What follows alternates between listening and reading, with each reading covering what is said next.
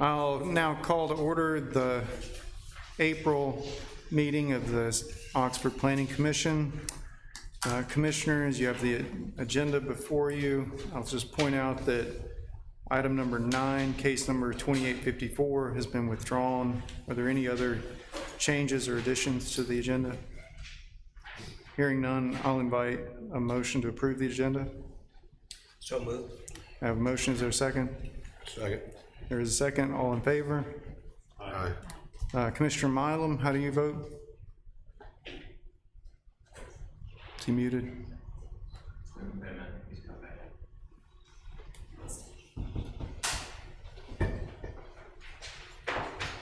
All right. Still we have a quorum, so. Yeah, we'll just move ahead. Let me know when Commissioner Milam's back with us. Hope you've reviewed the minutes from last month's meeting. I read through them, didn't have any changes. Anybody else have any changes or amendments to? All right, I'll entertain a motion. All right. Yeah, Commissioner Milam, are you with us? I'm with you. All right, great. I'll entertain a motion on the minutes from the March 14th meeting. Motion to approve minutes. I have a motion to approve. Is there a second? Second. There is a second. All in favor? Aye. Commissioner Milam, how do you vote? Aye. All right, they're approved. Ben, do we have a staff report today? Well, I just wanted to give you an update on one element. We, if you recall, in February and March, the Planning Commission did hear a case related to stormwater variance for 208. The Planning Commission denied that request. That request was appealed to the Mayor and Board of Aldermen. That was heard at the last Mayor and Board of Aldermen meeting. After considerable discussion, there was no motion to overturn the Planning Commission's decision. So that decision for denial of that variance has been upheld. Okay, thanks for the update. Yep. All right, moving to the consent agenda, we have two cases on the consent agenda tonight. Case number 2850, Gwen Hutchins has filed a request for a special exception as provided in section 2.6.7, traditional neighborhood business structure height, first floor residential for property at 2607 Old Taylor Road. And case number 2851, Kinney Family Properties LLC has filed a request for site plan approval for the Kinney building for property at 1201 Horn Road. If there's no wish for discussion on these, I'll entertain a motion on the consent agenda. Motion to approve the consent agenda. I have a motion to approve. Is there a second? Second. All in favor? Aye. Commissioner Milam, how do you vote? Aye. All right. On to the public hearings. Our first case for public hearing is case number 2852. Walker & Walker Enterprises LLC has filed a request for site plan amendment for Grand Oaks Village for property located at Augusta Drive. Robert? Okay, so this is an update to the site plan that was approved in case 2804 in October of 2021. It's about 9 acres in the Grand Oaks PUD between the Rosemont subdivision and the Grand Ridge subdivision west of Augusta Drive. The primary changes for the site are that the access point has been moved to the north approximately 140 feet.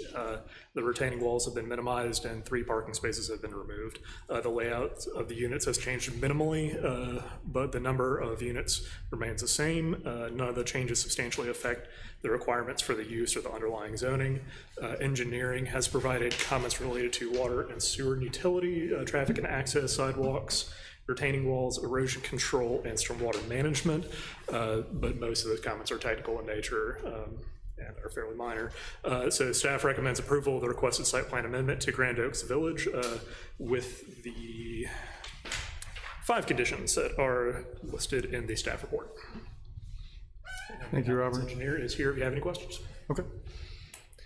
Commissioners, do you have any questions? Commissioner Milam, do you have any questions? None. They lost 3 parking spots. Are they still in compliance with them? Yes, they are. They are. All right.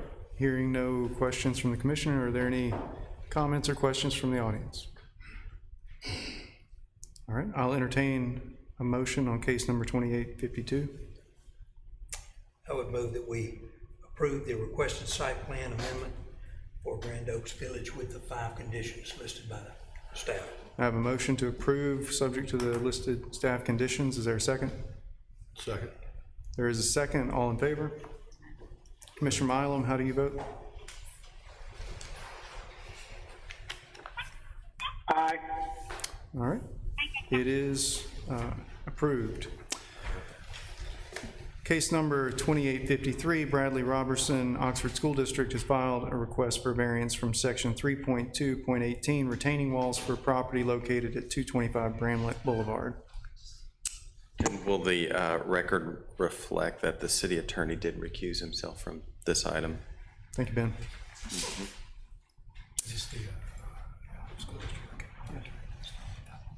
Okay. I think most in the room are quite familiar with this piece of property over here at Bramlett, and I'm sure most in the room, if you've had a kid that you've had to drop off over at that school building, you can appreciate the traffic challenges associated with drop-off and pickup there. Additionally, I'm sure everybody in the room can appreciate the challenges, the growth challenges that the community is experiencing, especially at the school district. So they have, little by little been trying to address some of these issues. We had the construction of a new school. We've had additions at other schools, high school, et cetera. And now the school district is proposing to add on to the facility there to expand the classroom space for first graders at this location, but also by doing such, they are trying to address the challenges with drop-off and pickup. And right now, you enter in off of Bramlett Boulevard and you kind of go up a little bit of the hill and you snake through the property, and but it results in cars backing up into Bramlett from, for the most part, from both directions, but then also off of Jefferson, there's challenges there with people parking and walking their kids across the street, which is not a desirable situation for just create some safety issues. So they're proposing a 2-lane drive that will actually wrap around the entirety of the school, which will increase the queuing space or stacking space, which we think is going to be great. It will help alleviate some of the issues that the community's been experiencing. But in order to do so, they do need to build 2 retaining walls that are a little bit taller than what is allowed. Because this is in the Conservation Overlay District, a retaining wall is limited to 6 feet in height, where what is proposed is an 8-foot. And then in the district, the overlay district, they're also required to have 20 feet between retaining walls, and they're proposing 10 feet. Where these 2 walls are situated on the property, it has minimal effect to to adjacent property owners. It's surrounded by trees and some woods, but they are proposing to install landscaping 4 feet in height and evergreen to minimize the effect of the walls. So given the situation and the circumstances here, topography challenges with the site and the need for expanding these facilities, staff does recommend approval of the requested variances for 2-foot height to allow an 8-foot retaining wall and a 10-foot reduction in space between the 2 retaining walls. Thank you, Ben. Yep. Is the applicant present or a representative?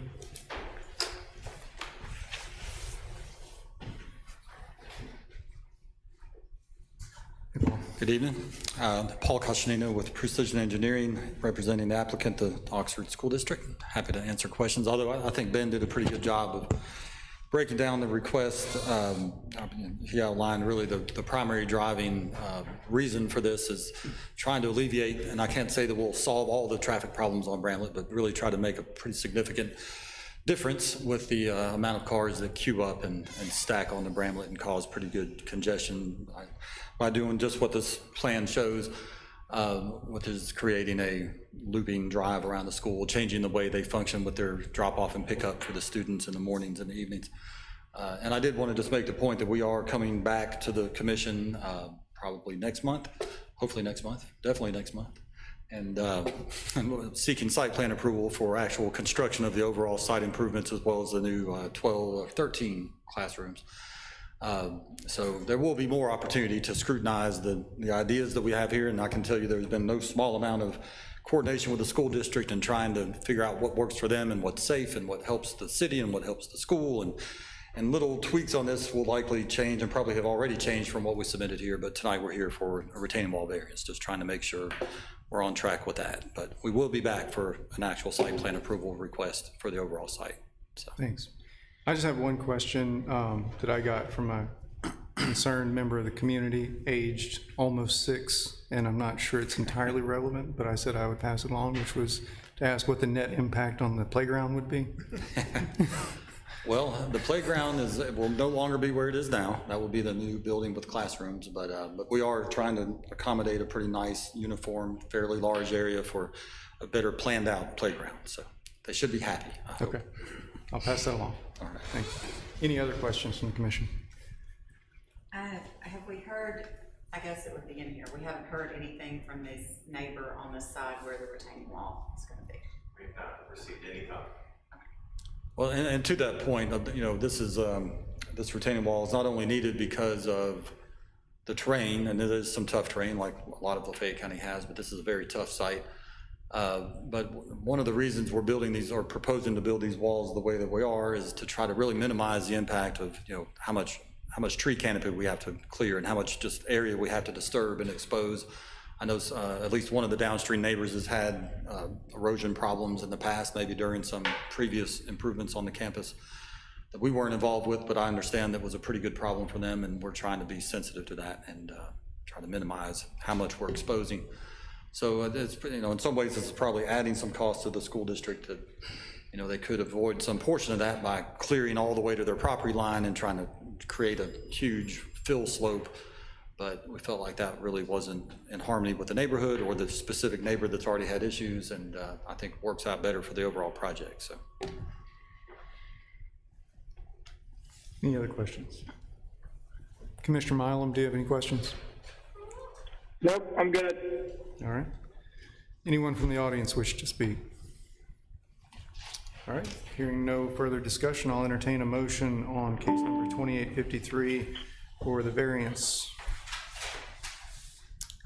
Motion to approve, excuse me, motion to approve. Do we have any conditions?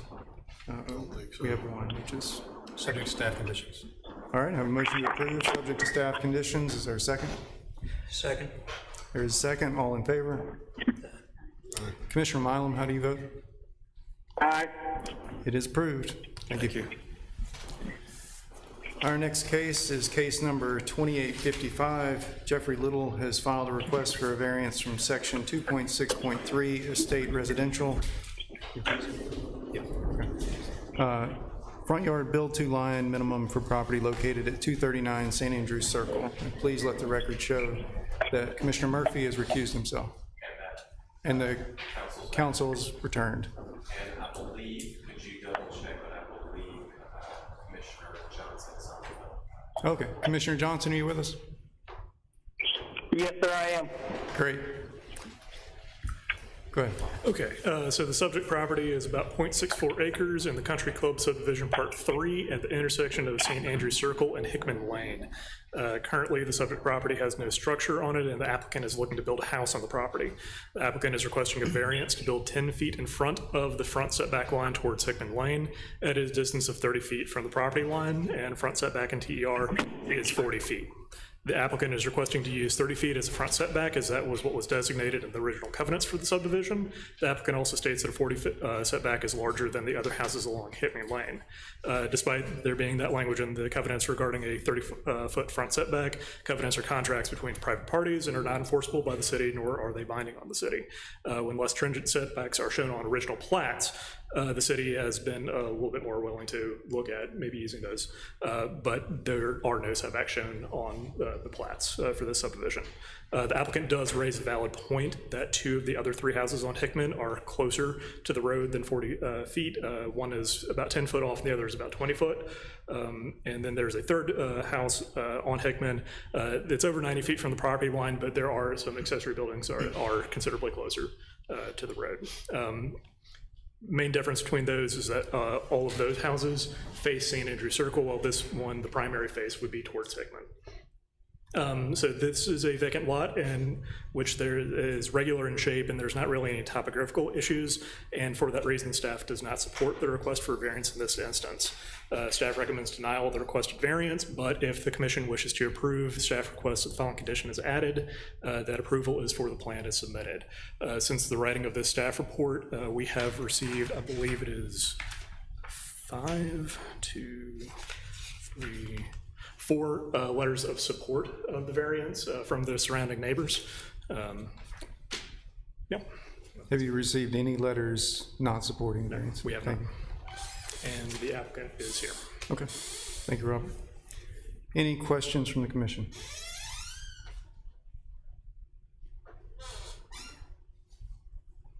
Commissioner Johnson or Mylum, do you have any questions?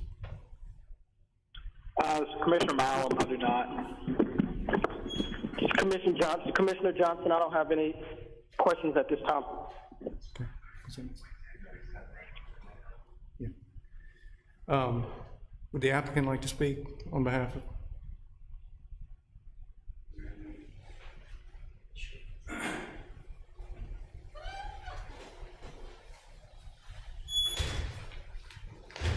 Hey, I'm David Anderson, the architect for this house. Just stating that our intention is that the front of the house is actually on St. Andrews through an entry loggia, which I didn't submit any elevations, just the site plan, but I'm happy to share that with you. But always, we wanted to approach this to fit in with the rest of the streetscape and not to impose on anyone.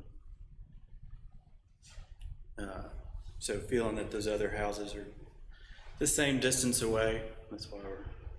Okay, so you're saying that the front of the house is on St. Andrews and it's essentially the side yard, but it's a corner lot, so it's the front yard setback on Hickman that's the issue? Yes.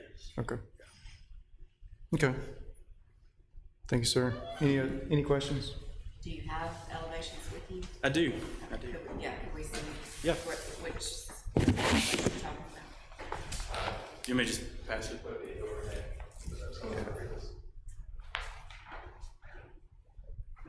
It's not obvious. Everything's backwards, so. So this is that south elevation on St. Andrews. Okay. So you actually enter through this loop of the shutter door, night shutter. All right, and do you have the west view as well? And the address is St. Andrew's Circle, correct? That is the address.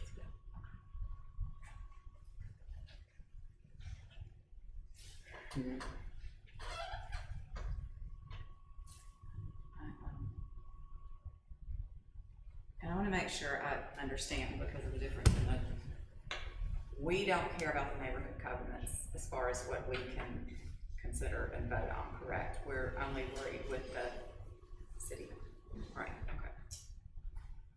I mean, I know we wouldn't vote on that, but we're not supposed to take it into consideration, okay. Yeah, I think it's a little bit nuanced in that if the setback, excuse me, if the setbacks had been included on the subdivision plat to begin with, the city would usually default to those. All right, unless there's more discussion, I'll entertain a motion on case number 2855, variance from front yard build-to line. I'd move that we accept the variance as requested with the staff condition approval as the plan submitted. There is a motion to approve the variance subject to the staff condition. Is there a second? Second. There is a second. Commissioner Mylum, how do you vote? Vote yea. Is that a yes? Yes. Okay. Commissioner Johnson? Aye. And the commissioners that are present, all in favor? Aye. It is approved.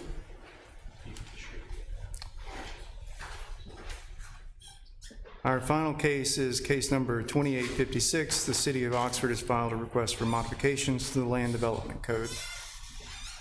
And please let the record show that Commissioner Murphy has rejoined us.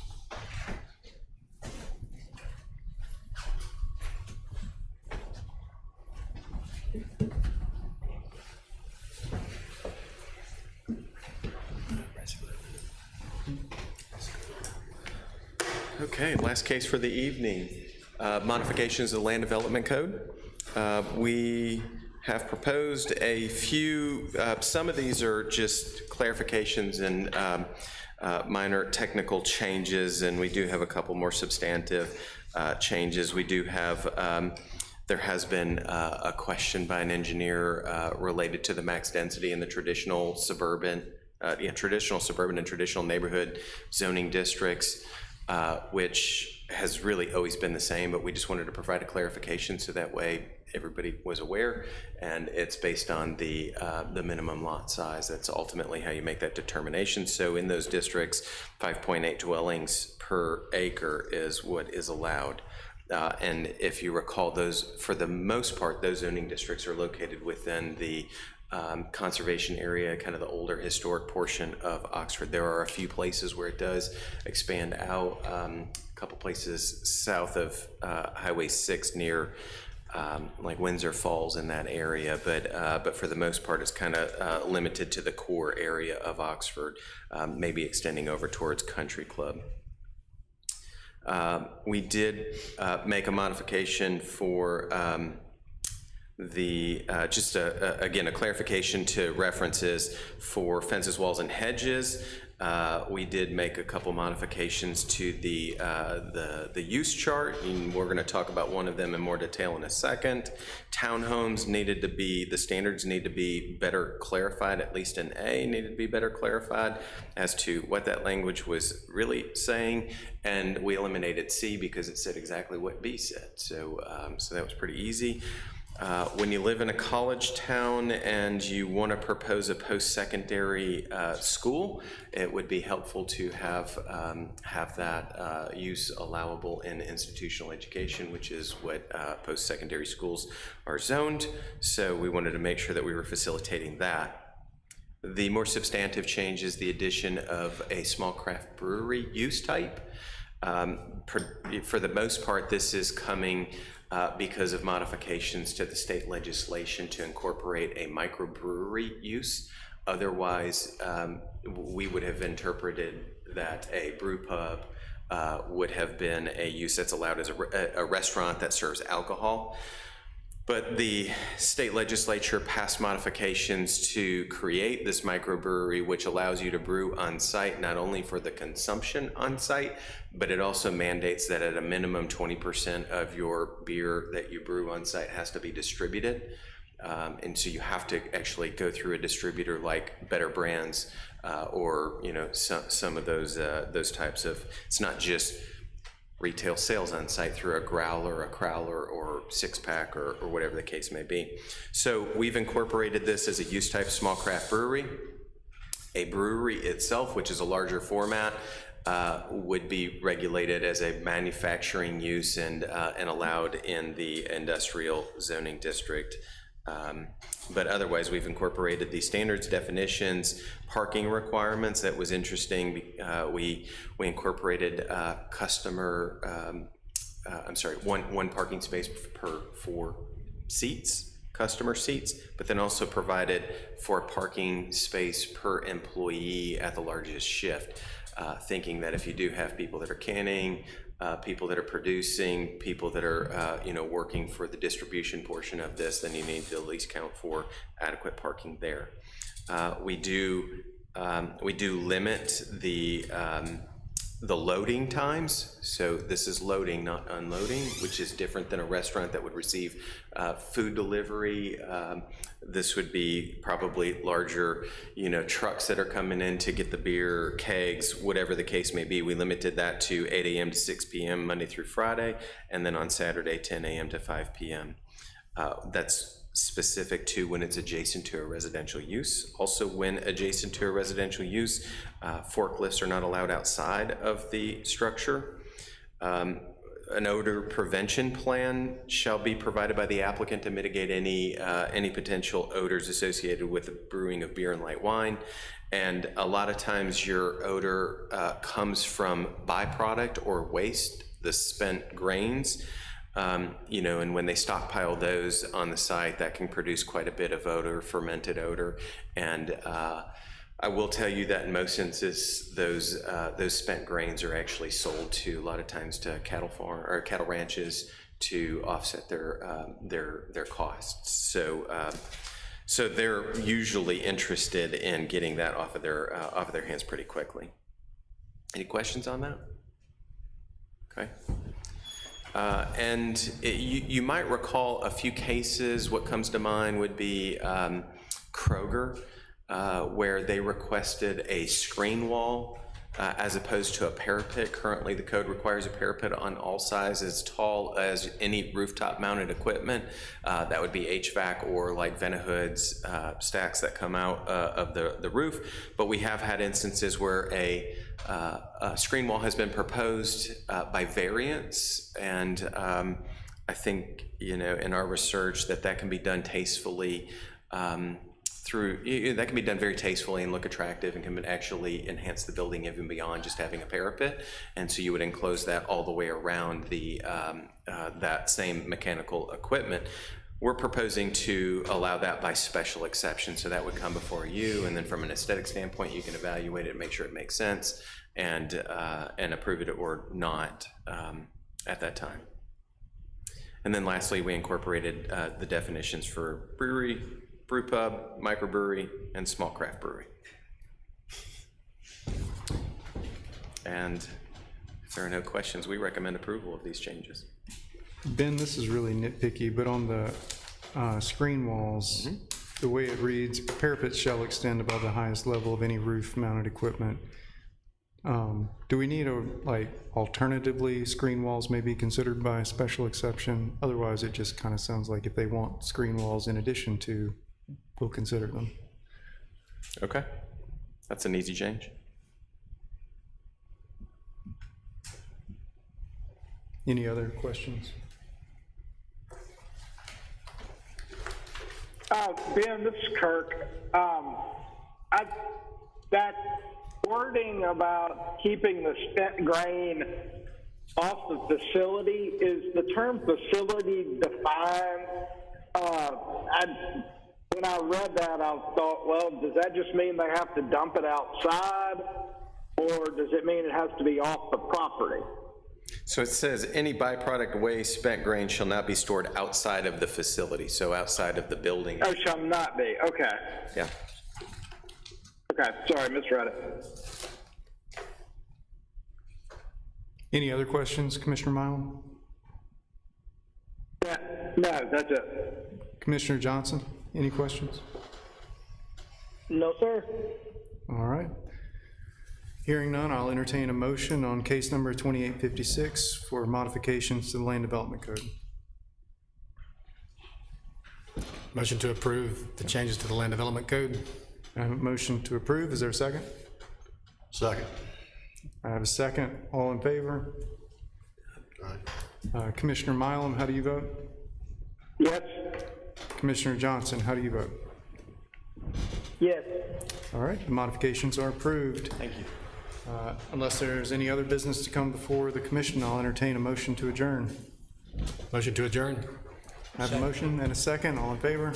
Aye. Commissioner? Aye. Okay, thank you. We are adjourned.